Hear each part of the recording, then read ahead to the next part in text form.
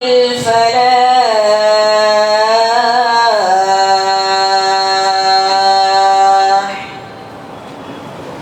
الله أكبر الله أكبر لا إله إلا الله.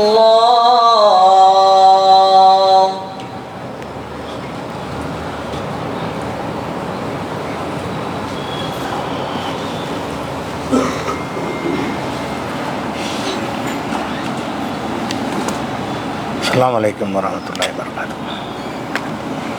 الحمد لله نحمده ونستعينه ونستغفره ونعوذ بالله من شرور أنفسنا ومن سيئات أعمالنا من يهده الله فلا مضل له ومن يضلله فلا هادي له وأشهد أن لا إله إلا الله وحده لا شريك له وأشهد أن محمدا عبده ورسوله ما بعد. கண்ணியத்திற்குரிய எல்லாம் வல்ல அல்லாஹு ஜல்லஷானஹு தஆலாவின் நல்லடியார்களே, இஸ்லாத்தின் பார்வையில் உறைவிடம் என்ற இந்த ஜும்மா தொடர் உரையில் வீடுகள் சம்பந்தமாக அதற்குரிய சட்டங்கள் சம்பந்தமாக நம்ம பார்த்து வருகிறோம். அந்த தொடர்ச்சியில் ஒரு மனிதருக்கு எவ்வளவு பொருட்கள் தேவை இருக்கிறதோ அதுக்கு மேலே அதிகமாக வைத்து கொள்ளக்கூடாது என்ற கருத்து நிறைய அறிஞர்களால் சொல்லப்படுகிறது. நமக்கு ஒரு 2 சட்டை போதும் என்று சொன்னால் 3 சட்டை வைத்து கொள்ளக்கூடாது, 2 கட்டில் போதும் என்று சொன்னால் 3வது ஒரு கட்டில் நம்மகிட்ட இருக்கக்கூடாது. இப்படியெல்லாம் உலமாக்கள் என்று சொல்லக்கூடியவர்கள் கடந்த காலத்தில் பெரிய அறிஞர்களாக போற்றப்பட்டவர்கள்லாம் இந்த ஒரு கருத்தை மக்கள்கிட்ட வைத்திருக்கிறார்கள். அதுக்கு சான்றாக எதை வைக்கிறாங்கன்னு கேட்டால், முஸ்லீமில் வரக்கூடிய ஒரு ஹதீஸ், நபிகள் நாயகம் ஸல்லல்லாஹு அலைஹி வஸல்லம் சொன்னதாக ஜாபிர் ரலியல்லாஹு அன்ஹு அவர்கள் அறிவிக்கிறார்கள். அதில் என்ன சொல்கிறாங்கன்னு கேட்டால், ஒரு மனிதன் விரிப்பு இருக்குல்ல, கீழே விரித்து கொள்ளக்கூடிய மெத்தை, படுப்பதற்கு உரிய மெத்தை இருக்கு இல்லையா, அந்த விரிப்பு என்பது மொத்தமே ஒரு மனிதன் 4 தான் வச்சுக்கிறேன்னு, 3 தான் வச்சுக்கிறேன்னு, 4வது வச்சு கொள்ளக்கூடாது என்று நபி ஸல்லல்லாஹு அலைஹி வஸல்லம் சொன்னதாக ஒரு ஹதீஸ் இருக்கிறது. அது என்ன ஹதீஸ் என்றால், ஃபிராஷுன் லிரஜுலி, ஒரு ஆண் தனக்கென்று ஒரு மெத்தை விரிப்பை வைத்து கொள்ளலாம். ஒரு ஃபிராஷுன் லி இம்ராத்தி, அவனுடைய மனைவிக்கு என்று ஒரு விரிப்பை வைத்துக் கொள்ளலாம். ஒரு சாலிசுலில் லைஃபி, விருந்தாளிக்கு என்று, யாராவது விருந்தாளி தான் வந்துடுவாங்கள்ல, அவங்களுக்கு என்று ஒரு விரிப்பை வைத்துக் கொள்ளலாம். ஒரு ராபியுல் ஷைத்தான், 4வது வச்சுருந்தீங்கன்னா ஷைத்தானுக்குரியது. உங்களுக்கு விரிப்பு தேவைன்னா அதிகபட்சமாக நீங்கள் 3 வச்சுக்கலாம். உங்களுக்கு 1, உங்கள் மனைவிக்கு 1, அதுக்கப்புறம் விருந்தாளியாக வந்துடுவாங்கன்னு சொன்னால் அதுக்கு 1 வைத்துக்கொள்ளணும். 4வது 1 வைத்துக்கொள்வது ஷைத்தானுக்குரியது.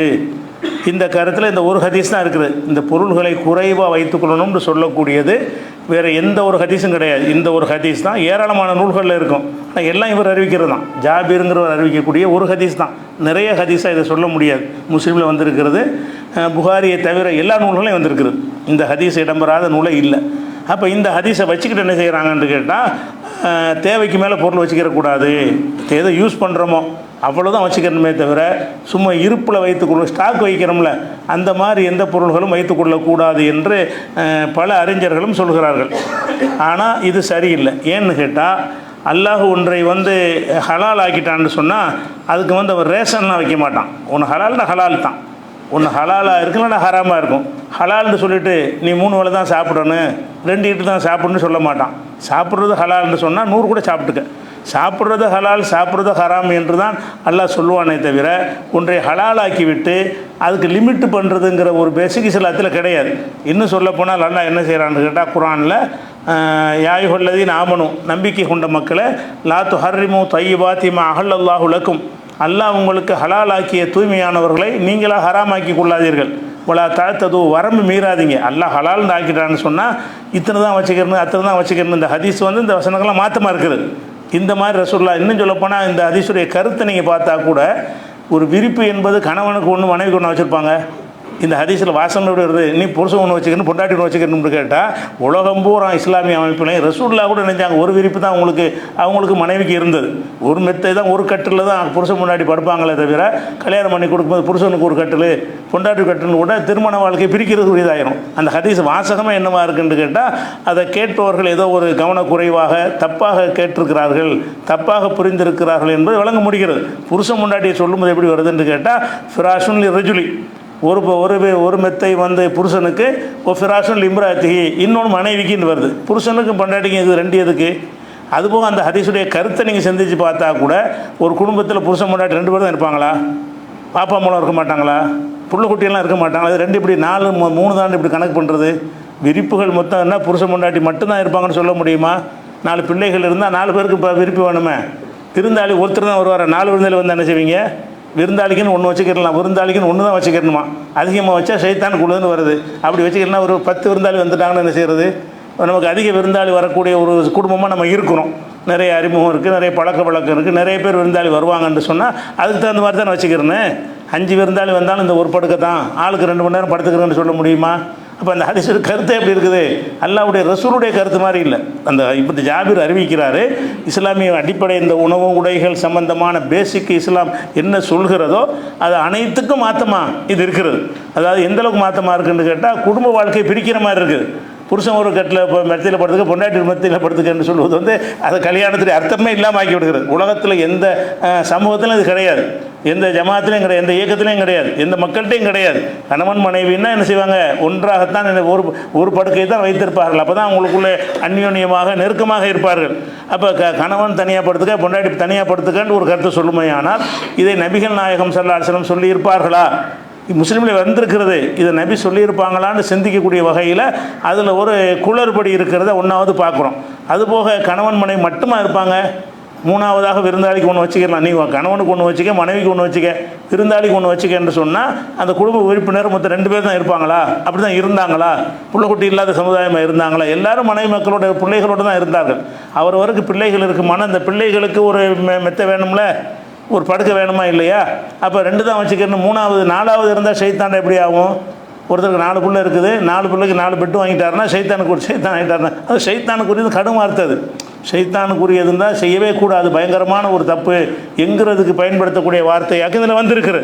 அதனால் இந்த ஹதீஸ் வந்து அது சொல்லக்கூடிய கருத்துக்கள் வந்து ப்ராக்டிக்கலாக உள்ள விஷயத்தை பிரதிபலிக்கிற மாதிரி இல்லை. அனஸ் அவர்களுக்கு நிறைய தங்கச்சிகள்லாம் அவர் தான் பராமரிச்சுட்டு இருந்தார். அவருடைய அந்த ஜாபீர் அவர்களை என்ன செஞ்சார்னா ஒரு விதவையை கல்யாணம் பண்ணார். ஏன் விதவையை கல்யாணம் பண்ணான்னு கேட்கும் பொழுது தங்கச்சிகள்லாம் கவனிக்க வேண்டியிருக்கு, அதனால தான் விதவையை கல்யாணம் பண்ணலாம் சொல்லுவார். அப்போ தங்கச்சிமாரோடலாம் சேர்ந்து வாழ்ந்துருக்கார் அவர். அவங்களுக்குலாம் என்ன செய்கிறது? அவங்களுக்குலாம் அவருக்கு தானே சொல்கிறாங்க, அவங்களுக்குலாம் நிறைய வந்து படுக்கைகள் வேணுமே. அந்த மாதிரி இருக்கிறதுனால விரிப்புகளை வச்சுக்கிட்டு தான் அனைத்துக்கும் டெவலப் பண்ணுறாங்க. இந்த ஹதீஸு விரிப்பை மட்டும் தான் சொல்லுகிறது. 4 விரிப்பு தான், மொத்தமாக 3 தான் வச்சுக்கிறேன்னு, உனக்கு ஒன்று பொண்டாட்டிக்கு ஒன்று விருந்தாளிக்கு ஒன்று வச்சுக்க, 4ஆவது ஒன்று வச்சுக்கிறாத அப்படின்னு சொல்வதாக இருந்தால் இது விரிப்பு சொல்வதை வைத்து தான் என்ன செய்கிறாங்க? 4 வீடு வச்சுக்கிறக்கூடாது, 2 வீடு, 1 வீடு தான் வச்சுக்கிறேன்னு, இன்னொரு சும்மா வச்சுக்கிறக்கூடாது இப்படிலாம் சொல்கிறாங்க. எத்தனை வீடு வேண்டாலும் வைத்துக்கொள்ளலாம் என்பதற்குரிய சான்றுகளை நான் ஏற்கனவே சொல்லியிருக்கிறோம். கடந்த வாரங்களில் பல வீடுகள் ரசூல் ஸல்லல்லாஹு அலைஹி வஸல்லம் அவர்களுக்கு இருந்திருக்கிறது, மற்ற சஹாபாக்களுக்கு இருந்திருக்கிறது. வீடுகள் நிறைய வைத்திருக்கிறது தப்பு இல்லைங்கிறத முன்னாடி விளக்கிட்டோம். அதுக்கெல்லாம் மாற்றமாக இருக்குது. எல்லாத்துக்கும் மாற்றமாக என்ன செய்து இருக்கிற ஒரு விஷயத்தை பார்க்குறோம். அதே போல் என்ன செய்கிறான்னு கேட்டால் அல்லாஹ் குர்ஆனில் சொல்லி காட்டுகிறான். அதாவது அந்த இது ஹராமாக்குற விஷயத்தை சொல்லும்போது குல் மன் ஹர்ரம ஜீனத் அல்லாஹி, அல்லாஹ் வழங்கிய அந்த ஜீனத்தை அலங்காரத்தை வந்து ஹராமாக்குறவன் யார்? அல்லாஹ் வந்து ஜீனத்துண்டா எதுன்னு கேட்டால் அலங்காரத்துக்கு தரக்கூடியது. அல்லாஹ் வந்து 2 விஷயத்தை மனிதருக்கு தந்திருப்பதாக சொல்கிறான். ஒன்று வந்து திங்கிறதுக்குரியது, உண்பது பருகுவதற்குரியது, இன்னொன்று வந்து பகட்டுக்குரியது. இந்த ஆடையெல்லாம் திங்கிறதுக்குள்ளது இல்லைல்ல, ஆடை, சொத்து பத்துகள், அலங்கார பொருள்கள், அதுகளெல்லாம் வந்து அலங்காரத்துக்குரியது. அல்லாஹ் வந்து உங்களுக்கு 2 விஷயத்தை தந்திருக்கிறான். ஒன்று வந்து உண்பதற்குரிய பொருளையும் தந்திருக்கிறான், ஒரு பகட்டாக ஒரு அலங்காரமாக இருக்கக்கூடிய ஸ்டைல் பண்ணுறோம்ல அந்த மாதிரியான பொருள்களையும் அல்லாஹ் உங்களுக்கு தந்திருக்கிறான். அதை நான் ஹலாலாக்கி வைத்திருக்கிறேன். அதை வந்து எவன் ஹராமாக்க முடியும் அப்படின்னு நினைக்கிறேன். அல்லாஹ் கேட்குறான், குல் நபியை நீங்கள் சொல்லுங்கள், மன் ஹர்ரம ஸீனத் அல்லாஹி அல்லத்தி அஹ்ரஜ லி இபாதிஹி, தனது அடியார்களுக்காக அல்லாஹ் தந்திருக்கக்கூடிய பகட்டுகளை, கவர்ச்சியான பொருள்களை ஹராமாக்குறவன் யார்? நான் வந்து அந்த பகட்டான பொருள்கள் நான் தானே தந்திருக்கிறேன், ஹராம எதுவோ கழிச்சிருவான்ல, ஹராமை மட்டும் ஹராம்னு சொல்லிடுவான். பட்டு ஹராம் ஆண்களுக்கு, தங்க ஹராமுன்னு ஹராம எல்லாம் சொல்லிடுவான். அப்படி சொல்லாமல் இருக்குமே ஆனால் அதை மற்றவன் ஹராமாக்க நீங்கள் யார் அப்படின்னு கேட்குறான். ஒரு தைபாத்தி ரிசுக்கு, தூய்மையான உணவுகளை 2 தந்திருக்கிறேன்.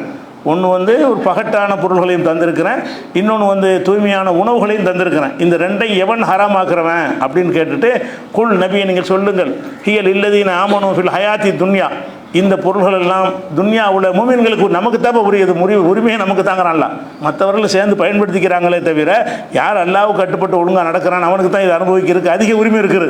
அல்லாஹ் என்ன செய்யறான், நீங்கள் நல்லபடியாக இதை பயன்படுத்த உங்களுக்கு தான் தகுதி உரிமை இருக்குது. குல் நபியை நீங்கள் சொல்லுங்கள், ஹியல் இல்லதீன ஆமனு ஃபில் ஹயாத்தி துன்யா, துன்யா வாழ்க்கையில் இது மூமின்களுக்கு உரியதாக இருக்கிறது. ஹாலிசத்தன் யௌமல் கியாமா, கியாம நாளில் மூமினுக்கு மட்டும் உள்ளதாக இருக்கிறது. இங்கே மூமின்களுக்கு மற்றவங்களுக்கும் உள்ளதாக இருக்கிறது. கியாம நாளில் இதெல்லாம் மூமின்களுக்கு மட்டும் உள்ளதாக இருக்கிறது என்று அல்லாஹ் சொல்லி காட்டுறான். அதுபோக நான் ஹராம் ஆக்குறதுன்னா கண்டதுக்கு எது நீ ஹராம் ஆக்கிடக்கூடாது, நான் அதுக்கு ஒரு அளவு வச்சுருக்கிறேங்க. நல்லா என்ன செய்யறான், இன்னமா ஹர்ரம ரப்பியல் ஃபவாஹிஷ, அல்லாஹ் அருவருக்கத்தக்க விஷயங்களை தான் உங்களை ஹலாலாக்கி வச்சுருக்கிறான். பெட்டு வச்சுக்கிற அருவருக்கத்தக்கதா அல்லாஹ் உங்களை ஹராமாக்குனதுக்கு ஒரு பேசிக் எல்லாம் சொல்கிறான். இன்னமா ஹர்ரம ரப்பியல் ஃபவாஹிஷ, அருவருக்கத்தக்க காரியங்களையும் ஒரு இசும பாவங்களையும் ஒரு பகைய பிகைரில் ஹக்கி, நியாயமற்ற முறையில் அநியாயம் செய்வதையும் அந்த சுருக்கி பில்லாகி அல்லாஹ்வுக்கு இணை கற்பிப்பதை, இதைத்தான் நான் ஹராமாக்கி இருக்கிறேன். 2 சட்டை வச்சுக்க 3 சட்டை வச்சுக்க, இதெல்லாம் அருவருக்கத்தக்க விஷயங்களா, பாவங்களா, கெட்ட காரியங்களா, இதே நான் ஹராமாக்கி இருக்கிறேன். அப்போ இதை எவன் ஹராமாக்குறது அப்படின்னு நல்லா என்ன செய்யணும், கோவப்படுறான். நான் ஒன்றே ஹலாலாக்கி இருக்கும்போது அதை எப்படி நீங்கள் ஹராமாக்கலான்னு கேட்குறான். அதனால இந்த 4 விரிப்பு தான் வைத்துக்கொள்ளணும். இந்த ஒரு ஹதீஸை வைத்துக்கொண்டு அதை நல்லா டெவலப் பண்ணி பெருசாக ஆக்கி வீடு வாச பேனா பென்சில் எல்லாத்தையும் கொண்டு வந்துட்டாங்க. ஒரு பேனா இருந்தால் எழுதுறதுக்கு ஒரு பேனா 2வது பேனை வச்சுக்கிற கூடாதுன்னு எழுதி வச்சுக்கிறாங்க. உனக்கு எத்தனை தேவை அவ்வளோதான் வச்சுக்கிறேன்னு, தேவைக்கு மேலே ஒரு உடைஞ்சு போயிட்டா வச்சுக்கிறோன்னு ஒன்று எக்ஸ்ட்ரா வச்சுருப்போம் ஸ்டெப் பண்ணி அது கூட வச்சுக்கிற கூடாதுன்னு வச்சுக்கிறாங்க. அறிஞர்கள்லாம் என்ன செய்கிறாங்க, இந்த ஒரு ஹதீஸை கொண்டாந்து போட்டுவிட்டு அதெல்லாம் அதிகமாக வச்சுக்கிறக்கூடாது, எல்லாமே லிமிட்டில் இருக்கணும், இந்த துன்யாவை நம்ம புறக்கணித்து வாழணும் என்பது தான் ரசூலுல்லாஹ்வுடைய ஒரு கருத்துங்கிற மாதிரி கொண்டு வர்றாங்க. அப்படி இந்த கருத்து கிடையாது. அல்லாஹ் அந்த மாதிரி செய்யலை, எல்லாத்தையும் நமக்கு தான் தந்திருக்கிறான். ஏற்கனவே நம்ம சொல்லியாச்சு, நிறைய வீடுகள் வச்சுருந்தது, அலங்காரம் வச்சுருந்தது, எல்லாத்துக்குமே ஏன் சுலைமான் நபி வச்சுருந்தார், அதெல்லாம் தேவையான பொருள்களா? சுலைமான் நபி அவ்வளோ பிரம்மாண்டமான ஆடம்பரமான பங்களா கட்டியிருந்தார். அந்த பங்களாவை பார்த்து அந்த பெண்ணை பக்கத்து நாட்டு ராணி பார்த்துட்டு பிரமிச்சு போன அளவுக்கு அதனுடைய கவர்ச்சியெல்லாம் இருந்தது என்பது அல்லாஹ் குர்ஆன்ல சொல்லி காட்டுறான். இது கடந்த வாரங்களில் உங்களுக்கு தெளிவாக சொல்லியிருக்கிறோம். அப்படிலாம் இருக்கக்கூடிய நேரத்தில் இந்த ஒரு ஹதீஸை சொல்லுவாங்க. நீங்கள் ஏதோ ஆடம்பரமாக இது வைத்துக் கொள்ளக்கூடாதுன்னு சொல்கிறவங்க இந்த ஹதீஸை கொண்டாந்து காட்டுவாங்க. முஸ்லீமில் இருக்குன்னு பல கருத்தில் இருக்குது. இது சரியான கருத்தா? இதுக்கு மாற்றமாக இவ்வளோ வசனங்கள் இருக்கும் பொழுது, நபிகள் நாயகத்தினுடைய வழிகாட்டுதல் இதுக்கு மாற்றமாக இருக்கும் பொழுது, ப்ராக்டிக்கலாகவும் இதுக்கு சரியாக ஒத்து வர மாட்டேங்குதே. 10 புள்ள வச்சுக்கிறவன்னா 2 படுக்கை தான் வச்சுக்கணும்னா எப்படி அது சரியாக வரேன், பெருந்தரில் படுக்க போட முடியும்? அப்போ இது நடைமுறைக்கும் மாற்றமாக இருக்கிறதை அல்லாஹ்வுடைய ரசூல் சொல்லியிருக்க மாட்டாங்க. இந்த ஹதீஸ் ரசூல் ஸல்லல்லாஹு அலைஹி வஸல்லம் அவர்கள் ஏதோ ஒன்று சொல்லியிருக்க, ஏதோ ஒன்று புரிந்து கொண்டு யாரோ ஒருத்தர் நினைஞ்சிருக்காரு, தப்பாக அறிவித்த ஹதீஸாக இருக்குமே தவிர, இந்த ஒரு ஹதீஸை கழிச்சிட்டு பார்த்தீங்கன்னு சொன்னால் ஒட்டுமொத்த குர்ஆன்லையும் ஒட்டுமொத்த ஹதீஸுகள்லையும் இந்த உலகத்தினுடைய இன்பங்களை பயன்படுத்துவதற்கு நமக்கு என்ன செய்யுது, அனுமதி இருக்கிறது அப்படின்னு நம்ம பார்க்குறோம். அதே மாதிரி இந்த ஆடைகளை சொல்லும்போது கூட அல்லாஹ் 7:26 வசனத்தில் சொல்லி காட்டுகிறான். கது அன்சல்னா அலைக்கும் லிபாசன் யுவாரி சௌவாத்திக்கும், உங்களுடைய மானத்தை மறைக்கக்கூடிய ஆடைகளையும் நம்ம தந்திருக்கிறோம். அல்லாஹ் தந்திருக்கிற அந்த ஆடைகள் இருக்குல்ல, அது 2ஆக பிரிக்கிறான். உங்களுக்கு மானத்தை மறைக்கக்கூடிய ஆடைகளையும் தந்திருக்கிறோம், ஒரு ரீசன் கௌரவமான ஆடைகளையும் தந்திருக்கிறோம். அதாவது மானத்தை மறைக்கிறதுக்கு மேலே ஒரு கோட்டு சூட்டு போட்டுக்கிறது, ஒரு தலைப்பாக்கட்டி, ஒரு கிரீடத்தை வச்சுக்கிறது, இதெல்லாம் கவர்ச்சிக்குரியது. மானத்தை மறைக்கிறதுங்கிறது சட்டை வேட்டி, அவ்வளோதான் மானத்தை மறைக்கிறதுக்குரியது. அதுக்கு மேற்கொண்டு நம்ம என்ன செய்வோம், கூடுதலான ஒரு தலைக்கு ஒரு அலங்காரம் வச்சுக்கிறோம், கிரீடம் வச்சுக்கிடுவோம், அல்லது அந்த சட்டைக்கு மேலே ஒரு ஸ்டைலாக தெரிகிறதுக்காக வேண்டி கோட்டு சூட்டு மாதிரி ஒரு நவீன ஆடைகள்லாம் போடுறோம்ல, இதுக்கெல்லாம் பேர் ரீஸுங்கிறான்ல. ரீசன் சொன்னால் ஒரு பகட்டை தரக்கூடிய ஆடைகளையும் தந்திருக்கிறோம் என்று சொல்லிவிட்டு, ஆனால் தக்குவா தான் சிறந்தது, இந்த ஆடையை உங்களுக்கு தந்திருக்கிறேன், லிபாசு தக்குவா தாலிக்க ஹைருன், தக்குவா என்ற ஆடை தான் மேலானது, சிறந்தது என்று அல்லாஹ் சொல்கிறான். அப்போ இந்த 7:26 வசனத்தில் அல்லாஹ் சொல்லக்கூடிய விஷயம் என்னன்னு கேட்டால், உங்களுடைய ஆடைகளில் கூட தேவையான ஆடை இருக்க, அது மட்டும் அனுமதிக்கப்பட்டதில்லை. தேவைக்கு மேலே ஒரு ஸ்டைலுக்கு பயன்படுத்துகிற ஆடை இருக்குது, அதுவும் மார்க்கத்தில் உள்ளதுதான், அதுவும் அல்லாஹ் தந்த பாக்கியம் தான். நிறைய ஆடைகள் ஸ்டைலுக்கு தானே பண்ணுறோம். இருக்கிற ஆடைக்கு ஒரு சட்டையும் வெட்டு போட்டால் போதும், எதுக்கு அவனுக்கு குறிப்பிட்ட பிராண்டில் இருக்கணும், குறிப்பிட்ட தரத்தில் இருக்கணும், அந்த மாதிரியெல்லாம் இருக்கணும்னு இதுக்கு தேர்ந்தெடுக்கிறோம். கொஞ்சம் பகட்டாக இருக்கணும், கொஞ்சம் கவர்ச்சியாக இருக்கணும், பார்க்குறவங்க ஒரு மதிக்கிற மாதிரி இருக்கணும், அப்படி தான் ஆசைப்பட்டு செய்கிறோம்ல, அது தப்பா? அதை நான் தான் இறக்கணுங்கிற அல்லாஹ் வந்து உங்களுக்கு மானத்தை மறைக்கிற ஆடையை மட்டும் தரவில்லை, ஒரு ரீசையும் தந்திருக்கு. ரீசன் என்று சொன்னால் ஒரு கவர்ச்சி, ஒரு பகட்டு ஸ்டைல், அந்த ஸ்டைலுக்குரிய ஒரு ஆடையும் நான் உங்களுக்கு தந்திருக்கிறேன் என்று அல்லாஹ் என்ன செய்கிறான், சொல்லி காட்டுறான். அதனால் வந்து இந்த ஆடைகள் விஷயமாக லிமிட் பண்ணுறாங்கல்ல, ஆடை பறிப்பு இதெல்லாம், அதெல்லாம் தப்பு. இது நமக்கு தேவைன்னா கூட வாஷிங் மிஷினே வச்சுக்கிறங்களா, ஒரு மிஷின் இருக்கா, ஒன்று தான் வச்சுக்க சொல்ல முடியாது, 2 கூட வச்சுக்கலாம். துணி அதிகமாக இருக்கிற வீடுகளில் 2 கூட வச்சுருப்பாங்க. அல்லது கொஞ்சம் காசு இருந்துச்சுன்னா ரிப்பேராக போச்சுன்னு சொன்னால் ஒரு எமர்ஜென்சிக்கு பயன்படுத்திக்கிறோம், ஒன்று கூட வச்சுருப்பாங்க. எல்லாம் தப்பா? அவன்கிட்ட காசு இருக்குது, அதனால் எந்த ஒரு பாதிப்பும் யாருக்கும் கிடையாது. அல்லாஹ் கொடுத்த இன்னும் சொல்ல போனால் அம்மா பின் நிஅமத் ரப்பிக்க ஹதீஸ், அல்லாஹ் தந்த அந்த அருட்கொடைகளை வந்து பகிரங்கப்படுத்துன்னு அல்லாஹ் சொல்கிறான். உனக்கு நிறைய தந்திருக்கான அதை காட்டு, நிறைய இருக்குங்கிறத காட்டணும். காட்டுவது நன்றி செலுத்துகிற ஒரு வகை. அது பெருமை அடித்து காட்டக்கூடாது. உன்ட்ட இல்லை எனக்கு என்கிட்ட இருக்கு பார்த்தியான்னு பெருமை வந்துடாத அளவில் என்ன செய்யணும்னு கேட்டால், உங்களுக்கு அல்லாஹ் தந்திருக்கிற அருட்கொடைகள்லாம் நீங்கள் வெளிப்படுத்தி காட்டுங்கள் என்று அல்லாஹ் சொல்வதையும் பார்க்கணும். அதனால் இதையெல்லாம் வைத்து பார்க்கும் பொழுது அந்த ஒரு ஹதீஸை மட்டும் வைத்துக்கொண்டு சூஃபியாக்கள்னு சொல்லக்கூடியவங்க, பெரிய பெரிய உலமாக்கள், இந்த மதுஹப் அறிஞர்களுங்கிறாங்கல்ல, எல்லா அறிஞர்களுமே இதை வச்சுக்கிட்டு இப்போ விளையாண்டுருக்குறாங்க, இதுக்கு மேலே வச்சுக்கிற கூடாது. ஆனால் கடைசியில் பார்த்தா இந்த சொல்லக்கூடிய ஆலிம்கள் எல்லாருமே வந்து 2 சட்டம் தான் வச்சுக்கிறாங்களா? சும்மா சொல்லிக்கிட்டு போகிறாங்களே, இது உங்களுக்கு சொல்கிறாங்களே தவிர, இன்றைக்கி சொல்லக்கூடிய பெரிய பத்துவா கொடுக்க அறிஞராக இருந்தாலும் சரி, அன்னைக்கு இருந்த அறிஞர்களாக இருந்தாலும் சரி, அவர்களுக்கெல்லாம் ஏராளமான வீடு வாசல் இருந்துச்சு. அவங்களாம் ஏராளமான ஆடை அணிகளாங்கலாம் வச்சுருந்தாங்க. நிறைய வச்சுக்கிட்டு தான் மக்களுக்கு மட்டும் என்ன செய்கிறாங்க, இதுக்கு மேலே வச்சுக்கிறக்கூடாது. ப்ராக்டிக்கலாக போய் சொல்கிறாங்க எல்லாரும், அவங்களே அனுபவிச்சுட்டு இருக்கிறாங்க. எவரும் ரெண்டு விரிப்போடு இருக்கிற ஒரு ஆலிமாவது உலகத்தில் இருக்காரா? ஆனால் அவர் இதை அதிர்ச்சி சொல்லுவார், 2க்கு மேலே வைத்துக் கொள்ளக்கூடாது அப்படிம்பார். அவர் வீட்டில் போய் பார்த்தீங்கன்னா 2 இருக்கும், நிறைய தான் இருக்கும். அவர்களே கடைப்பிடிக்கிறது கிடையாது. ஊருக்கு சொல்கிறேன், ஊருக்கு தான் உபதேசம், எனக்கு இல்லைங்கிற மாதிரி என்ன செய்யக்கூடாது. எந்த ஒரு போதனை இருந்தாலும் தப்பு. அது உனக்கு சொல்லக்கூடியது உனக்கு முதல் கடைப்பிடிக்கிறியா, கடைப்பிடிக்க இயலுமா? அன்னைக்கு வந்து சவுதியில் உள்ள சலபி உலமாக்கள்னு சொல்லக்கூடியவங்கலாம் என்ன செய்கிறாங்கன்னா, இது இந்த ஹதீஸ் வந்து இதுதான் சொல்லுதுங்கிறாங்க. எதை சொல்லுது? 3 தான் வச்சுக்கிறேன்னு சொல்லுகிறது, 4வது வச்சுக்கிறக்கூடாதுன்னு சொல்லுகிறது, அவ்வளோ எளிமையான வாழ்க்கையை வாழணும்னு சொல்லுதுங்கிறாங்கல்ல. அந்த சலபி உலமாக்கள்லாம் அரண்மனை ஒவ்வொருத்தருக்கும். இந்த ஃபத்வா கொடுக்குற உலமாக்கள்லாம் பார்த்தீங்கன்னா வீடுகள்லாம் இப்படி அரண்மனை, ஏராளமான ரூமுகள், ஒவ்வொரு ரூமுலையும் கட்டில்கள், மெத்தைகள், படுக்கைகள்னு தாறுமாற குவித்து வைத்து கொண்டு இதை தான் சொல்லுதுங்கிறாங்க. இப்போ விளையாட்டாப்ப சொன்னால் செய்யுங்க இது மாதிரி. அதுதான் உங்களுடைய கருத்தாக இருந்தால் நீங்கள் செஞ்சு காட்டணுமா இல்லையா? அது கருத்து என்று சொல்லிக்கொண்டு அது மீறி கொண்டிருக்கிறார்கள். போய் அம்பட்டு பேர் போய் சொல்கிறாங்க. ப்ராக்டிக்கல் வாழ்க்கையில் உள்ளதை தான் நம்ம சொல்லணும். அப்போ நபிகள் நாயகம் ஸல்லல்லாஹு அலைஹி வஸல்லம் அவர்கள் வந்து இந்த மாதிரியான ஒரு அமைப்பில் இந்த சமூகத்தை உருவாக்கலை. பெரிய பெரிய வசதி உள்ளவர்கள்லாம், பணக்காரர்கள்லாம் இருந்தார்கள். உஸ்மான் இப்னு அஃபான்றது மருமகன் பெரிய பணக்காரர், அப்துர்ரஹ்மான் பெரிய பணக்காரர். அந்த மாதிரி தாறுமாற ஒட்டகாரமான கணக்கு வழக்கு இல்லாமல் வச்சுருந்தாங்க. அதுகளையெல்லாம் தடுக்கக்கூடிய விதமாக எந்த ஒரு போதனையும் நபி அவர்கள் சொன்னதே கிடையாது, செஞ்சதே கிடையாது. ஹராமாக்குனதை மட்டும் தவிர்த்து நமக்கு அல்லாஹ் வந்து சிலதை ஹராமாக்கியிருக்கிறான். அது காரணம் சொல்லாமலும் ஹராமாக்கியிருப்போம். அதை மட்டும் தவிர்த்துட்டு போங்க. அடுத்தவனுடைய பொருளுங்களும் ஹராம், அதை தவிர்த்துக்கிறங்க. மற்ற எதுவும் ஹராம் கிடையாது. இது ஒரு அடிப்படை. அடுத்ததாக வந்து இந்த வீடு சம்பந்தமாக வரும்பொழுது நம்ம வீடுகளை வந்து கொஞ்சம் க்ளீனாக வச்சுக்கணும். வீடுடைய முக்கியமான அம்சம் என்னென்னு கேட்டால், வீடுகளை வந்து சுத்தமாக வைத்துக்கொள்ள வேண்டும். இந்த சுத்தமாக வைத்துக்கொள்கிற விஷயத்தில் வந்து நம்ம சமுதாயம் ரொம்ப பின்தங்கி தான் இருக்கிறாங்க. மற்றவங்களோட மேற்கத்திய உலகத்தோடு கம்பேர் பண்ணி பார்த்தீங்கன்னு சொன்னால், நம்ம மக்களுடைய வீடு வாசல்கள் வந்து அவ்வளோ நீட்டாக, ஒரு துப்புரவாக, சுத்தமாக இருக்கிறது கிடையாது. அது கவனமாக செய்கிறது கிடையாது. அந்த நிர்வாக ஒரு செட்டப்பை கற்றுக்கொண்டவங்களாம் இல்லை. அது பெண்கள் தானே அதன் பொறுப்பாளர்கள்.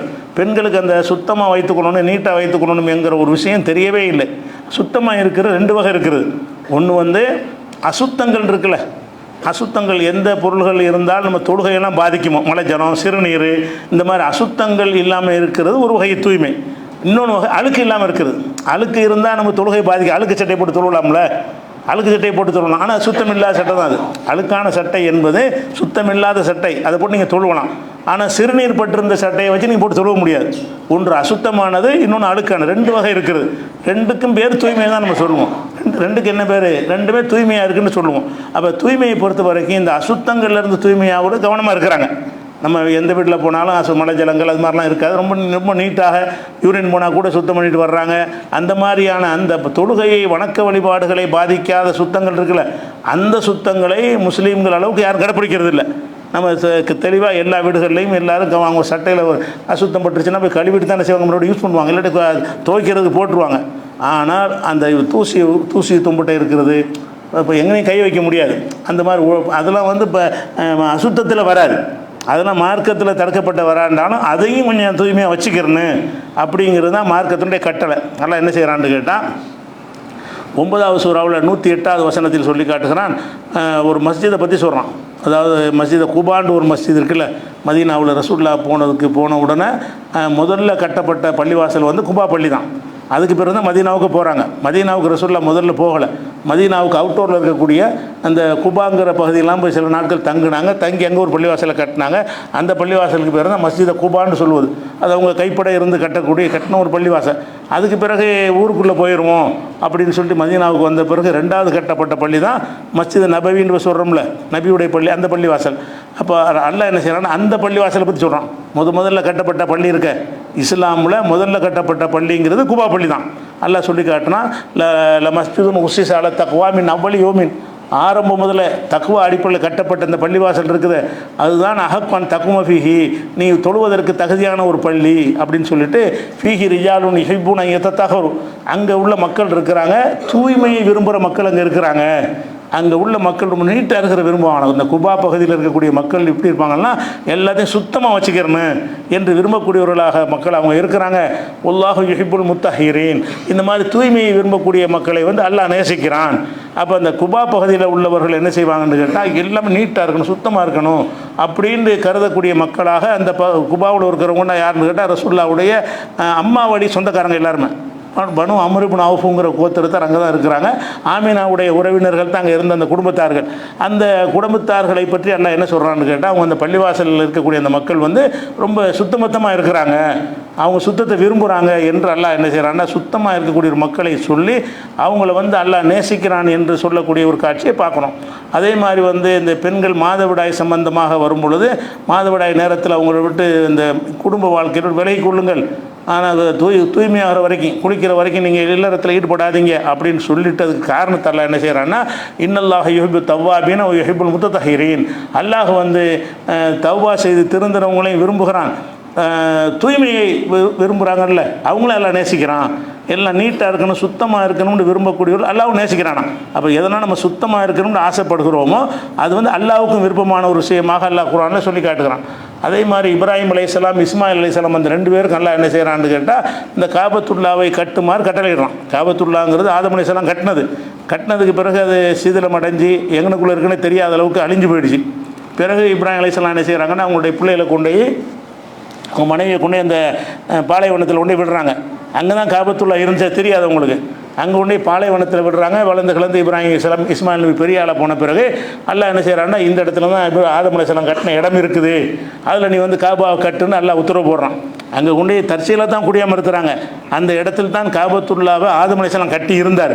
கட்டி காலப்போக்கில் பல எத்தனை வெள்ளப்பேர் நூடைய வெள்ளப்பேர்லாம் வந்துச்சுல, அதில் எல்லாம் அழிஞ்சு போயிருக்கும், ஒன்றுமில்லாமல் போயிருக்கும். ஒன்றுமில்லாமல் போன உடனே எந்த இடத்தில் அந்த காபா இருந்துச்சு அந்த இடத்தை அல்லாஹ் காட்டி இந்த இடத்தில் நீங்கள் 2 பேரும் சேர்ந்து காபாவை கட்டுங்க அப்படின்னு அல்லாஹ் உத்தரவு போடுறான். வாஹிதனா இலா இப்ராஹிமோ இப்ராஹிம் இஸ்மாயில் 2 பேருக்கு நம்ம வந்து கட்டளையிட்டோம். என்ன கட்டளையிட்டோம்? அன் தஹிரா பைத்தியல் தாயிஃபீன, தவாப் செய்யக்கூடிய மக்களுக்காக வந்து என்னுடைய காபத்துல்லா ஆலயத்தை நீங்கள் 2 பேரும் சுத்தமாக வைத்திருங்கள். தஹீரான்னு அல்லாஹ் சொல்கிறான். தஹாரத்து சுத்தத்தை சொல்கிறான். தஹீரா பைத்திய லி தாயிஃபீன ஒரு ஆக்கிஃபீன ஒரு ருக்கை சுஜூத், ருக்கு செய்யக்கூடிய மக்களுக்காக, சஜ்தா செய்யக்கூடிய மக்களுக்காக, ஏத்திகாஃப் இருக்கக்கூடிய மக்களுக்காக, தவாப் செய்கிற மக்களுக்காக வேண்டி எனது இந்த ஆலயத்தை சுத்தமாக வைத்திருங்கள், சுத்தமாக்குங்கள், பரிசுத்தமாக்குங்கள் என்று அல்லாஹ் கட்டளையிடுறான். அந்த பரிசுத்தம் என்பது ஆலயத்திலிருந்து ஆரம்பிக்கணும்.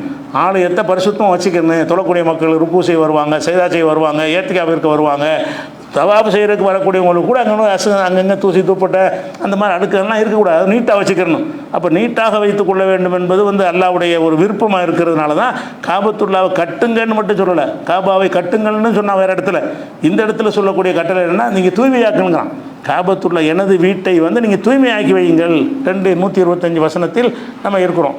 அதே மாதிரி இதே கருத்தை வந்து 22, 26 வசனத்தில் எல்லாம் சொல்லி காட்டுகிறான். ஓ தஹீரா பைத்தி அலி தாயிஃபீன ஒரு காயிமீன ஒரு கொய் சுஜூத், எனது வீட்டை வந்து தவாப் செய்கிற மக்களுக்காகவும் நின்று வணங்கக்கூடிய மக்களுக்காகவும் ருக்கு செய்யக்கூடிய மக்களுக்காகவும் தூய்மையாக ஆக்கி கொள்ளுங்கள் என்று அல்லாஹ் என்ன செய்கிறான் அதை சொல்லி காட்டுறான். அதனால் அந்த தூய்மை என்பது வந்து அல்லாஹ்வுக்கு ரொம்ப விருப்பமானது. நம்ம வீடுகள், பள்ளிவாசல், இருக்கிற இடங்கள், ஆஃபீஸ், அலுவலகம் எல்லாமே என்ன செய்யணும், தூசி இல்லாமல் பார்க்கவும் நீட்டாக இருக்கணும். அந்த நீட்டாக இருக்கிறது அல்லாஹ்வுக்கு ரொம்ப பிடிக்கும், ஆளுக்காருக்கு பிடிக்காது. அதே மாதிரி அல்லாஹ் வந்து நபிகள் நாயகம் ஸல்லல்லாஹு அலைஹி வஸல்லம் அவங்களுக்கு ஆரம்பத்தில் இறக்கின சூறா வந்து அலக்கு நம்ம எல்லோரும் விளங்கி வச்சுருக்கணும். அலக்கு சூறாவை இறக்கிட்டான். இறக்குனதுக்கு பிறகு எந்த ஒரு பிரச்சாரமும் பண்ண சொல்லலை. பிரச்சாரம் பண்ணுவதற்கு சொல்லக்கூடிய கட்டளை இப்போ வருதுன்னா அதுக்கு முத்தசீர் சூறா இருக்குல்ல, அது 2வது இறங்குன சூறா. அதிலெல்லாம் என்ன செய்கிறான்னு கேட்டால் ரசூலுல்லாஹ்வுக்கு வந்து மக்களுக்கு போய் பிரச்சாரம் பண்ண கட்டளையிடுறான். அந்த கட்டளை எப்படி வருதுன்னு கேட்டால், யா அய்யுஹல் முத்தசீர், போர்வை போர்த்தி கொண்டிருப்பவரே, கும்பாந்தீர், எழுந்து எச்சரிக்கை செய்வீராக. இனிமேல் படுத்து கிடக்கக்கூடாது. இனிமேல் போய் மக்களுக்கு என்ன செய்யணும், ஒரு இறைவன் தான் இருக்கிறான்ங்கிற ஒரு செய்தி நீங்கள் எச்சரிக்கை பண்ணுவீராக. ஒரு ரப்பக்க ஃப கப்பீர், உமது இறைவனை பெருமைப்படுத்துவீராக சொல்லிட்டு, ஒரு சியாபக்க ஃப தஹீர், உனது ஆடைகளை சுத்தமாக வைத்துக் கொள்வீராக நல்லா கட்டளைறான். பிரச்சாரம் பண்ண போகும் பொழுது ஆடையை பற்றி முக்கியமாக பேசுகிறான். ஆடை என்ன, எந்த சுத்தம் இது? மலை ஜலம் கழிச்சு அசுத்தமாக வச்சுருந்தாங்களா? அந்த அசுத்தமாக இல்லை, நீட்டாக இருக்குது, அழுக்கு அதெல்லாம் இல்லாமல் பார்க்குறதுக்கு ஒரு நீட்டாக அந்த சுத்தத்தை தான் நல்லா சொல்கிறான். உன்னுடைய ஆடையை சுத்தமாக்கி கொள்வீராகன்னு சொன்னால், நபிகள் நாயகம் ஸல்லல்லாஹு அலைஹி வஸல்லம் அழுக்கு பிடிந்த அந்த மாதிரி ஆடையை போடாமல் கொஞ்சம் நீட்டாக போகணும். மக்கள்கிட்ட பிரச்சாரம் பண்ணணும். அதெல்லாம் பார்ப்பாங்க. ஒழுங்காக கூட ஆடை போட தெரியல, இவன் நான் என்ன கேட்குறேன்றாங்க. ஒழுங்கான ஆடை இல்லாமல் போனோம்னு சொன்னால் ஆடையை கூட சுத்தமாக வச்சுக்கிறாத ஒரு ஆளாக இருக்காருன்னு சொல்லி விடுவார்கள் என்பதற்காக அல்லாஹ் என்ன செய்கிறான்னு கேட்டால், ஒரு சியாபக்க தஹீர், உங்களது ஆடைகளை சுத்தமாக வைத்துக்கொள். பிரச்சாரம் பண்ண போகும்போது எல்லாம் சொல்கிறான். ரசூலுல்லாஹ்வுக்கு சொல்கிறான், உனக்கு வகி வந்துருச்சு, இனிமேல் வீட்டில் இருக்க முடியாது, மக்களுக்கு எடுத்து சொல்லணும். சொல்ல போகும்போது என்ன செய்யணும்னு கேட்டால், இந்த முதல்ல ட்ரெஸ்ஸில் கவனம் செலுத்துன்னு நல்லா சொல்கிறான். ஒரு சியாபக தஹீர், உமது ஆடைகளை பரிசுத்தமாக வைத்துக் கொள்வீராக அப்படின்னு சொல்லக்கூடிய ஒரு காட்சியை பார்க்குறோம். அதுபோக ரசூல் ஸல்லல்லாஹு அலைஹி வஸல்லம் சொல்கிறாங்க, இது வந்து முஸ்லீமில் வரக்கூடிய ஒரு ஹதீஸு, அத்தஹூர் ஷத்ருல் ஈமான், சுத்தமாக இருக்கிறது இருக்கு இல்லையா, அது ஈமானில் பாதிங்கிறாங்க. ஈமான்கிற பெரிய விசுவாச நம்பிக்கையை சார்ந்த ஒரு விஷயம். அதில் பாதி வந்து தூய்மை என்பது வந்து ஈமானின் ஒரு பகுதியாகும் என்று ரசூல் ஸல்லல்லாஹு அலைஹி வஸல்லம் சொன்ன ஒரு ஹதீஸ் வந்து முஸ்லீமில் இருக்குது. அப்போ தூய்மை என்ற ஒரு விஷயத்தில் நம்ம கூடுதலாக கவனம் செலுத்த வேண்டும். ஒட்டடை தூசி இதெல்லாம் எங்கே பார்த்தாலும் சில வீடுகளுக்கு போனோம்னு சொன்னால், நம்ம வீட்டில் கூட வீடு இருக்குது, அதெல்லாம் கவனிக்க மாட்டேங்கிறாங்க. தூசியாக இருக்கிறது, ஒட்டடையாக இருக்கிறது, அதெல்லாம் இருக்கிறது வந்து ஒரு அசுத்தமாக, அது தூய்மைக்கு மாற்றமானது தானே. தூய்மையாக இருக்கணும் என்கிற ஒரு கட்டளைக்கு மாற்றமானது தான். அப்போ வீடுகளில் போகிறவங்க என்ன செய்யணும், நம்ம வீடுகளுக்கு போனோம்னு சொன்னால் அங்கே அந்த தூசி இருக்குது, இங்கே ஒட்டடை இருக்குது, இங்கே அது இருக்குது, இங்கே இருக்குது, எல்லாத்தையும் கவனிக்கணும். இது அந்த இடத்துல கிடக்குது, இது இந்த இடத்துல கிடக்குது, ஒழுங்காக எடுத்து வைங்க. இது மாதிரி எல்லாத்தையும் நீட்டாக வச்சுக்கிறது என்பதை ஒரு பாடமாக நம்ம படிக்கணும். திருப்பி சொல்லிக்கிட்டு வந்தோம்னா என்னவாயிரும், அந்த பழக்கத்துக்கு வந்துடும். பழக்கமாக ஆயிடுச்சுன்னு சொன்னால் எதுவும் பெருசாக தெரியாது. அந்த ஒரு விஷயத்தை வைத்துக்கணும். இந்த வீடு சம்பந்தமாக இன்னும் பல விஷயங்கள் இருக்குது. இன்ஷா அல்லாஹ் அதை அடுத்தடுத்த வாரங்களை பார்ப்போம்.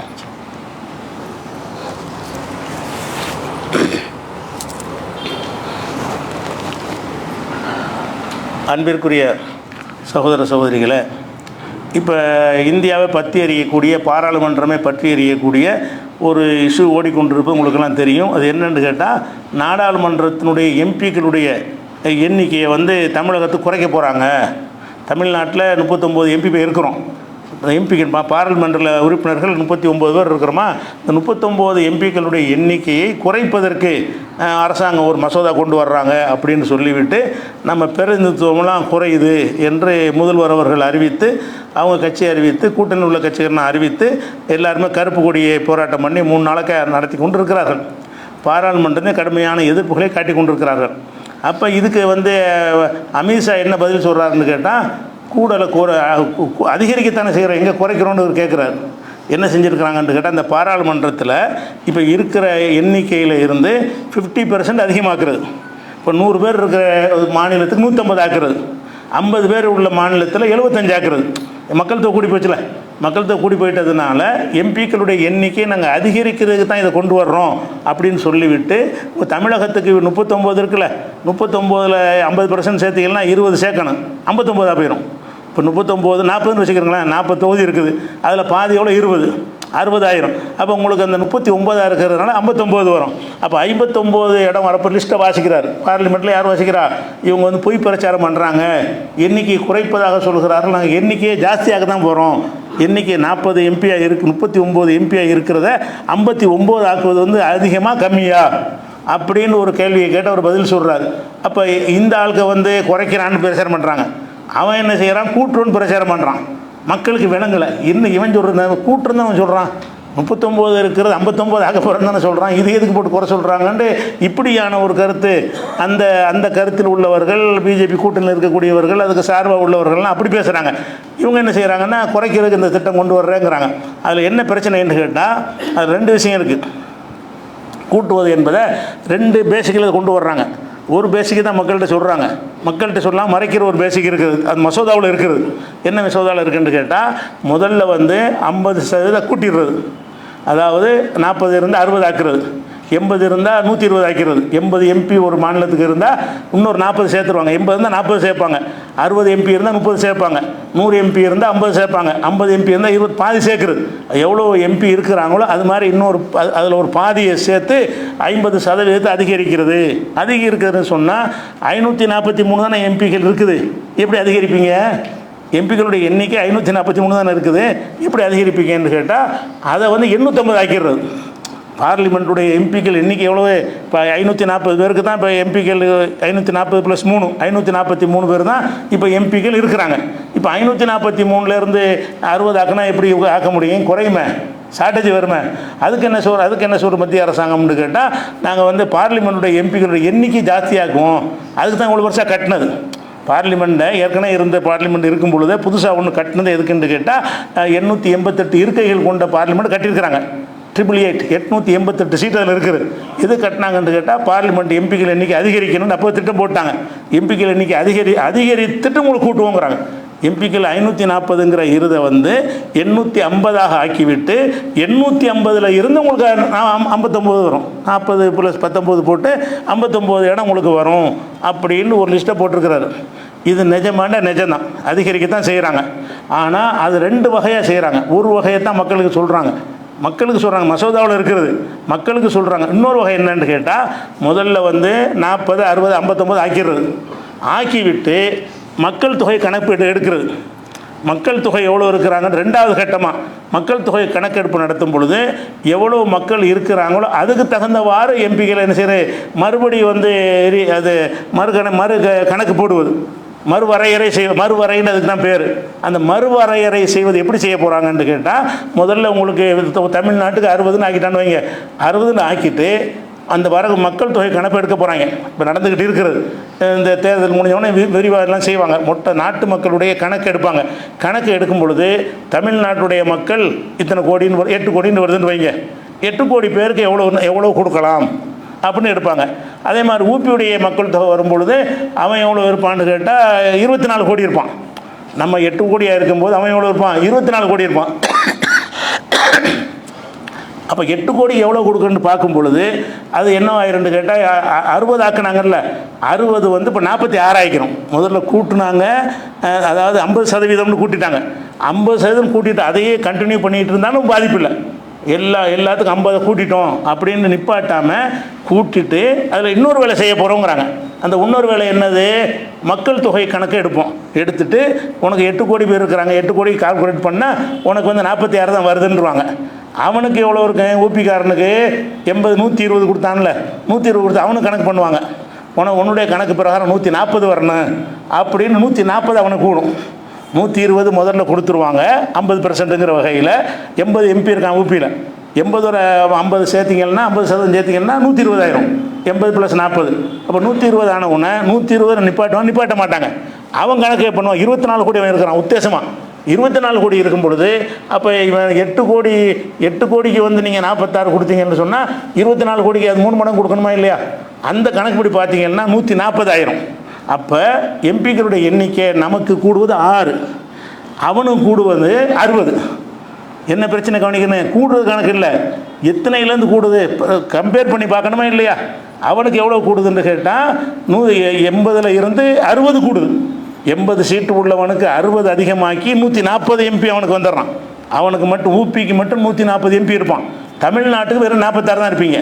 ஏற்கனவே உள்ள ரேஷியோ எப்படி பார்த்தீங்கன்னா அந்த ரேஷியோ அவ்வளோ இல்லை. நமக்கு அவனுக்கு உள்ளதில் சின்ன வித்தியாசம் தான் இருந்துச்சு, 7% தான் இருந்துச்சு. இன்றைக்கி உள்ள கணக்கு பிறகு என்ன செய்யுதுன்னு கேட்டால் 5ல் ஆக்கிடுவாங்க, சதவீதத்தில் 5% ஆக்கிடுவாங்க. அப்போ இந்த ஒரு அஜெண்டாவுக்கு தான் மசோதா கொண்டு வர்றான். 2026 மக்கள் தொகை கணக்கெடுப்பின் அடிப்படையில் மறுசீரமைப்பு செய்வோம். அந்த மாதிரி மறுசீரமைப்பு செய்யும் பொழுது தமிழ்நாட்டு கூட்டினது குறைக்க போகுது. இப்போ தமிழ்நாட்டுக்கு 59ன்னு சொன்னான்ல, 59 என்பது மக்கள் தொகை கணக்கு பிரகாரம் 46 தான் வரும். ஏன் அப்படி வருதுன்னு கேட்டால் அது முக்கியமான ஒரு விஷயம். மக்கள் தொகைக்கு அடிப்படையில் கொடுக்க நியாயமாக தான் படுது. ஏன்னா மக்கள் எவ்வளோ இருக்காங்களோ அதுக்கு தானே கொடுக்கணும். அதாவது நம்ம ஒரு கோடி உள்ளவனுக்கு இத்தனைன்னு சொன்னால் 2 கோடி உள்ளவனுக்கு டபுள் தானே கொடுக்கணும். 3 கோடி உள்ளவனுக்கு 3 மடங்கு தானே கொடுக்கணும். 1 கோடி உள்ளவனுக்கு 3 கோடி உள்ளவனுக்கு ஒரே நம்பர் கொடுக்க முடியாது தானே. அந்த நியாயம் கரெக்டு தான். ஆனால் அதில் என்ன பிரச்சனைன்னு கேட்டால் கடந்த காலத்தில் இந்திரா காந்தி எமர்ஜென்சி அந்த காலத்தில் என்ன செஞ்சாங்கன்னு கேட்டால் அந்த குடும்ப கட்டுப்பாடுங்கிற ஒரு இஷ்யூவை பெரிய இஷ்யூ ஆக்குனாங்க. கம்பல்சரியாக குடும்ப கட்டுப்பாடு பண்ணணும், ஒவ்வொரு மாநிலமும் குடும்ப கட்டுப்பாடு பண்ணணும், அதுக்கு ஏராளமான உதவிகள் செய்வோம் அப்படின்னு சொல்லி மத்திய அரசாங்கத்தில் ஊக்குவித்து அந்த மாதிரி குடும்ப கட்டுப்பாடை அமல்படுத்தினாங்க. அதிகமாக எங்கே அதிகமாக்குனாங்கன்னு கேட்டால் தென் மாநிலங்களில், அதாவது ஹிந்தி பேசாத மாநிலங்களில். ஹிந்தி பேசாத மாநிலங்கள்னால் தமிழ்நாடு, ஆந்திரா, கேரளா, கர்நாடகா அந்த மாநிலங்களில் என்ன செஞ்சாங்கன்னா அந்த குடும்ப கட்டுப்பாட்டு திட்டத்தை தீவிரமாக செயல்படுத்தினாங்க. தீவிரமாக செயல்படுத்துறதுனால அவன் ரேஞ்சுக்கு நம்ம இது கூடலை. மக்கள் தொகை இந்த குடும்ப கட்டுப்பாட்டை அதுக்கு பணம் கொடுத்து 2000 ரூபா அந்த காலத்து பணம் கொடுப்பாங்க. அந்த காலத்து 2000 ரூபாங்கிறது ஒரு 2 லட்ச ரூபா மதிப்புள்ளது அந்த காலத்துலேயே. அப்போ 2000 ரூபா குடும்ப கட்டுப்பாடு பண்ணுனா 2000 ரூபா பணமும் கொடுத்து அவனுக்கு சில நாட்களுக்கு தேவையான உணவுப் பொருள்கள், அரிசி மூட்டை எல்லாம் சேர்த்து கொடுப்பாங்க. பழுக்கட்டாமல் இழுத்துக்கிட்டு போய் குடும்ப கட்டுப்பாடு ஒருத்தங்க பண்ணி விடுவாங்க. அந்த மாதிரி குடும்ப கட்டுப்பாடு பண்ணியதன் காரணமாக தமிழகத்தில் மக்கள் தொகை குறைஞ்சி போச்சு. அவன் கூட்டினாலும் நம்ம கூடலை. வடநாட்டுக்காரன் குடும்ப கட்டுப்பாடு அமுல்படுத்தலை. இவங்க அந்த கொண்டு வந்த சட்டத்தை இந்து பேசுகிற மாநிலங்கள் குடும்ப கட்டுப்பாடை அமுல்படுத்தலைங்க என்ன செய்கிறான்னு கேட்டால் அவன் தாறுமாறாக பெருகிறான். நம்ம ஒரு நாடுடைய நன்மைக்கு சொல்கிறாங்கன்னு நினைத்து கொண்டு குடும்ப கட்டுப்பாடு அமுல்படுத்துறதுனால எப்படிலாம் கட்டுப்படுத்தினாங்க, அதாவது 2க்கு மேலே எப்போதும் வேண்டாம், 2க்கு தாண்டக்கூடாதுன்ட்டாங்க. அதுக்கப்புறம் ஒரு குழந்தை போதும் வேண்டாங்க. இந்த திராவிட ஆட்சிகள் வந்த பிறகு என்ன செஞ்சாங்க, அதிமுக எல்லாருமே சேர்ந்து இந்த குடும்ப கட்டுப்பாடை தீவிரமாக அமல்படுத்துகிறாங்க. எப்படி ஒரு குழந்தை போதுமே. அப்புறம் கொஞ்ச நாள் என்ன பண்ணிட்டாங்கன்னா நாமே குழந்தை நமக்கேன்னு குழந்தைன்ட்டாங்க. நாமே குழந்தை நமக்கு என்னத்துக்கு பெறாதுன்ட்டாங்க. அப்போ 2 போதுன்ட்டாங்க, அப்புறம் 1 போதுன்னா அப்புறம் வேணான்ட்டாங்க. இப்படியெல்லாம் பிரச்சாரம் பண்ணி ஊக்குவித்து வசதிகள்லாம் செஞ்சு கொடுத்த உடனே இப்போ யாரை எடுத்து பார்த்தாலும் 2 பிள்ளை யாருக்குமே இல்லை. நீங்கள் கால்குலேட் யாரை விசாரித்து பாருங்கள், உங்களுக்கு தெரிஞ்சவங்கள்ட்ட கேட்டு பாருங்கள், 2 பிள்ளை உள்ளவங்களே இருக்க மாட்டாங்க. அப்போ 2 பிள்ளைக்கு கம்மியாக 1 பிள்ளை இருக்கும். அந்த மாதிரி தான் அதிகமாக பேர் இருக்கிறாங்க. 2 பிள்ளை ரொம்ப கம்மியாக இருப்பாங்க. அந்த காலத்துலாம் என்ன செய்யணும், உங்கள் வாப்பாவுக்கு எத்தனை பிள்ளைன்னு கேட்டு பாருங்கள். உங்கள் வாப்பாவுக்கு 6 பிள்ளையாக இருக்கான். உங்களுக்கு எத்தனை பிள்ளையா இருக்குது? 1 பிள்ளையா இருக்குது, 2 பிள்ளையா இருக்குது. அந்த பிரச்சாரம் பண்ணி எல்லா சமுதாயமும் இந்து, முஸ்லீம், கிறிஸ்தவ எல்லாருமே குறைஞ்சிட்டாங்க மக்கள் தொகையில். அப்போ நீங்கள் குடும்ப கட்டுப்பாடுன்னு சொன்னதுனால தான் நாங்கள் கடைப்பிடிச்சோம், அதனால தான் எங்களுக்கு குறைஞ்சி போச்சு. இப்போ எதுக்கு மக்கள் தொகை வச்சு பேசுகிறீங்கன்னு கேட்குறாங்க. இதுதான் தமிழ்நாட்டுடைய கேள்வி. என்னது, நீங்கள் சொல்லித்தானே நாங்கள் குடும்ப கட்டுப்பாடு பண்ணணும், நாங்கள் பண்ணாமல் இருந்த ஒரு அரசாங்கத்தை நன்மை நீங்கள் சொன்னீங்க, அதை கேட்டு நாங்கள் அமுல்படுத்தணும். அப்படி பண்ண காரணத்தினால எங்களுக்கு தொகை குறைஞ்சி போச்சுன்னு சொன்னால் இப்போ எப்படி நீ பிரதிநிதியை குறைப்ப? அப்போ அவன் பாட்டுக்கு சட்டத்தை மீறிக்கிட்டு நிறைய புள்ள பெற்றவனுக்கு அதிக சலுகை, நாங்கள் சட்டத்துக்கு கட்டுப்பட்டு இருந்தவனுக்கு எங்களுடைய சலுகையை பறிப்பீங்களா அப்படிங்கிற விஷயத்தில் இங்கே தமிழ்நாட்டில் என்ன கேட்குறாங்கன்னா, அந்த மக்கள் தொகையை பேசக்கூடாது, 50% ஏற்றிய இருக்கிற 50% சீட்டை ஏற்றி விட்டுணும், அதை விட்டுணும். மக்கள் தொகை கணக்கெடுத்து அதுக்கு தகுந்தவாறு கொடுக்குறது என்பது சொன்னால் எல்லாரையும் இந்த வீதாச்சார பிரதித்த மக்கள் குடும்ப கட்டுப்பாடு அவனையும் செய்ய வச்சு 10 வருஷத்து அவன் குடும்ப கட்டுப்பாடை செஞ்சு காட்டணும், அதுக்கு பிறகு அதை கொண்டு வாங்குற மாதிரி இவங்க என்ன செய்கிறாங்க, கோரிக்கை வைக்கிறாங்க. அப்போ குறையுமானா குறையும், கண்டிப்பாக. எப்படி குறையும்? அவனுக்கு கொடுக்குற கம்பேர் பண்ணால் உங்களுக்கு குறையும். நமக்கு 40 46 இருக்கிறது, அவனுக்கு 80 140 ஆகுது. அது எப்படி 80 உள்ளவன் 180 MP ஆகுறானே, அவனுக்கு ஜாஸ்தியாக கொடுத்துட்டு உங்களுக்கு கம்மியாக போனால் குறைவு தானே, கூடன்னு சொல்ல முடியாதுல்ல. 2 பேர் வேலை பார்க்குறீங்க, உங்களுக்கு 10 ரூபாய் கூட்டி தான் 50 ரூபா கூடிக்கு பேர் 60 ரூபா தர்றான், இன்னொருத்தனுக்கு 50 ரூபாய்க்கு 100 ரூபா கொடுத்தான்னு அர்த்தம். உனக்கு தான் கூட்டணுன்னு கேட்டால் ஒத்துக்குருவீங்களா? உனக்கு 50 60 ஆக்கணுன்னா இல்லையாண்டா எப்படி நியாயமாகும்? 50 ஆக்கிற நெசம், அவனுக்கு என்ன 50 100 ஆக்கணும்? அவனுக்கு மட்டும் 50 ரூபா இருந்து 100 சம்பளம் ஆக்கியிருக்கிறேன், இவனுக்கு மட்டும் 50 60 ஆக்கணுன்னா இது கூட்டுறதா குறைக்கிறதா? இது கூட்டுற மாதிரி போர்வையில் குறைக்கிறது, கூட்டுறதுங்கிற வாசகத்தை பயன்படுத்தி கொண்டு குறைக்கிறது என்று சொல்கிறாங்க. அதனால் இந்த தீர்மானம் வரப்போது 3ல் 2 பங்கு வந்தால் தான் நிறைவேறுங்கிற மாதிரிலாம் பேசிகிட்டு இருக்காங்க. அப்படி இல்லை, இந்த தீர்மானம் நிறைவேறும். ஏன்னா 3ல் 2 பங்கு தேவையில்லை. ஏன்னு கேட்டால் இது அரசியல் சாசனத்தில் இருக்குது. அரசியல் சட்ட புஸ்தகம் எழுதும் பொழுது மக்கள் தொகைக்கு ஏற்ப இதை கொடுக்கணும்னு எழுதி வச்சுட்டாங்க. அப்போ கவனிக்காமல் விட்டுவிட்டாங்க. அந்த அரசியல் சட்டத்தில் இருக்கிறதுனால சாசனத்தை திருத்தர மேற்றது கிடையாது, அரசியல் சட்டத்தை அமுல்படுத்துவதற்கு தான் உள்ளது. இந்திரா காந்தி காலத்தில் பிரச்சனை வரும்பொழுது 2021 வரைக்கும் தள்ளி போட்டாங்க. அவங்க இதை அமுல்படுத்த மாட்டோம்னு சொல்லி எதிர்ப்பு வரும்போது வாஜ்பாய் பிரதமராக இருக்கும்போது இதே பிரச்சனை வந்துச்சு. அவர் என்ன 2026 வரைக்கும் தள்ளி போட்டு போயிட்டார். அதான் பிரச்சனையாக இருக்குது. இது 2026 வரைக்கும் அமுல்படுத்த மாட்டோன்றார். இப்போ 2026 வந்ததுனால அவங்க என்ன செய்கிறாங்க, அமுல்படுத்துகிறாங்க. அரசியல் சட்டத்தில் உள்ளதான் இது. அரசியல் சட்டத்திலே மக்கள் தொகை அடிப்படையில் தான் இதை கொடுக்கணும்னு எழுதி வச்சிருக்கிறான். அதான் இஷ்யூவாக இருக்கிறது. அதனால் இன்றைக்கி உள்ள சூழ்நிலையை கருத்தில் கொண்டு அன்றைக்கி எந்த காரணத்துக்காக ஒத்தி வச்சிங்களோ அதே மாதிரி ஒத்தி வைத்து விட்டு இந்த குடும்ப கட்டுப்பாடுனால